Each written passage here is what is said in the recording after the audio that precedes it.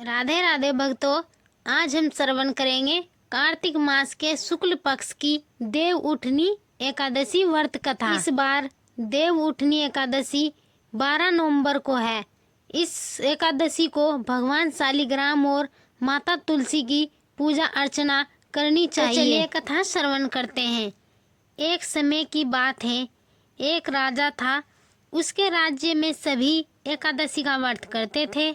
एकादशी के दिन पूरे राज्य में किसी को भी अन्न नहीं दिया जाता था। एक दिन एक व्यक्ति नौकरी मांगने के उद्देश्य से राजा के दरबार में आया। उसकी बातें सुनने के बाद राजा ने कहा कि नौकरी तो मिल जाएगी, लेकिन एकादशी के दिन अन्न नहीं दिया जाएगा। नौकरी मिलने की खुशी में उस व्यक्ति ने राजा की बात मान ली। एकादशी का व्रत आया, सभी व्रत थे। उसने भी फलाहार किया, लेकिन भूख नहीं मिटी। वह राजा के पास अन्न मांगने आया।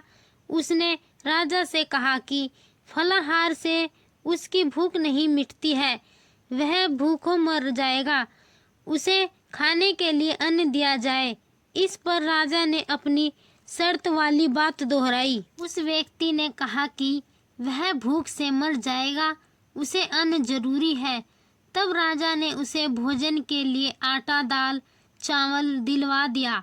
वह नदी किनारे स्नान किया और भोजन बनाया। उसने भोजन निकाला और भगवान को निमंत्रण दिया। तब भगवान विष्णु वहां आए और भोजन किए, फिर चले गए। वह भी अपने काम में लग गया। फिर दूसरे मास की एकादशी आई। इस बार उसने अधिक अनाज मांगा।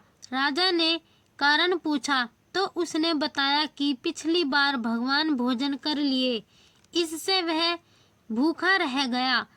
इतने अनाज से दोनों का पेट नहीं भरता। राजा चकित थे। उनको उस व्यक्ति की बात पर विश्वास नहीं हुआ।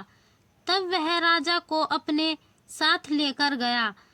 उसने स्नान करके भोजन बनाया और भगवान को निमंत्रण दिया, लेकिन इस बात पर भगवान नहीं आए।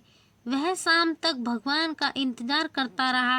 राजा पेड़ के पीछे छिपकर सब देख रहे थे। अंत में उस व्यक्ति ने कहा कि हे भगवान, यदि आप भोजन करने नहीं आएंगे तो नदी में कूदकर जान दे दूंगा। भगवान के न आने पर उस नदी की ओर जाने लग गया। तब भगवान प्रकट हुए। उन्होंने भोजन किया। फिर उस पर भागवत कृपा हुई और वह प्रभु के साथ उनके धाम चला गया। राजा को ज्ञान हो गया कि भगवान को भक्ति का आडंबर नहीं चाहिए। वे सच्ची भावना से प्रसन्न होते हैं और दर्शन देते हैं। इसके बाद से राजा भी सच्चे मन से एकादशी का व्रत करने लगे। अंतिम समय में उसको भी स्वर्ग की प्राप्ति हो गई। तो भक्तों, यह थी देव उठनी एकादशी व्रत कथा।